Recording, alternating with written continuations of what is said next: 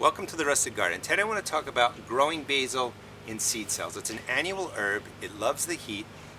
I have, 8 or 10 varieties growing in here that I started about 4 weeks ago. And a lot of people say, well, why don't you just put them out in a garden? It's a lot easier. I think it's easier to do it this way. I started this 4 weeks ago. I have 72 plants, and I can tend this by just putting them right by my door out back. Let the sun do what it's got to do to get these growing. Again, they love the heat. I can keep it well watered, I can feed it, and 4 weeks later I have plants that I can just come out into the garden and plug into different spots. I set this container up. This is container soil, again, from other pea plants that I've already used, that I freshened up with half a bag of garden soil, and then I put in 4 tablespoons of an organic fertilizer and just kind of fluffed it up. It's ready to go. Dropped in 1, 2, 3, 4, 5, 6, 7, 8, 9, 10, 11 basil plants. I got 3 different varieties of kind of your standard large leaf. This is a large leaf basil, the one that you're used to making pesto and stuff out of it. A variation on that, which I put right into here, is a curled leaf. This is an Italian variety, I think Valentino. Then there's the Genovese basil, which again looks like the Italian large leaf. They're perfect for pestos and using in your tomato salads.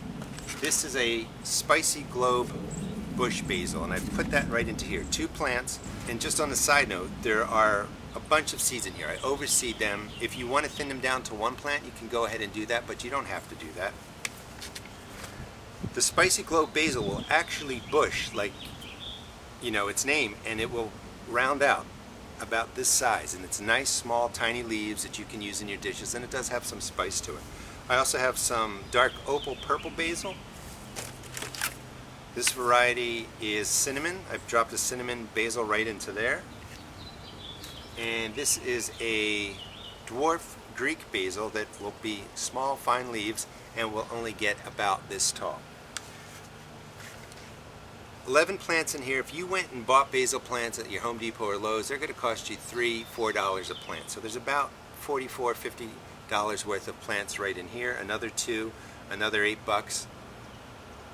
Save yourself some money. Buy a seed starting kit just like this for about $5. Some starting mix. Pick up some packs of different basil. This way you're not stuck with just growing your standard green basil. Of course, everybody loves it and grows some of that, but you can branch out and try some different things that you can find in the stores on the shelves with the different seeds. I know that I think it's Burpee has 6 varieties of basils that you can buy, and you can also find them online.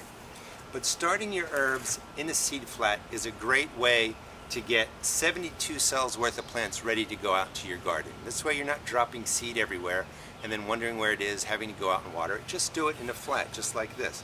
I also have oregano that I started. This is rosemary right here. You can do this with all your different herbs, your perennial herbs, your annual herbs. And right in here, right there, and in the corner, well, right there in that cucumber pot, is lime basil, which is great for salsas. And they came right out of here. I just went in and dropped the plugs throughout the different containers. And I'll do that with the rest of these. Hope this gives you some idea of why you might start your annual herbs in flats. 4 weeks worth of growth. You have 72 cells worth of plants you can just go and plug into pots just like this. And as you wait for your peas to finish or other cool weather crops, these are growing. Remove the peas. Just drop your plants right in there. Hope you enjoyed the video. Please check out my blog at www.therusticgarden.blogspot.com and also check out my YouTube videos. Thanks.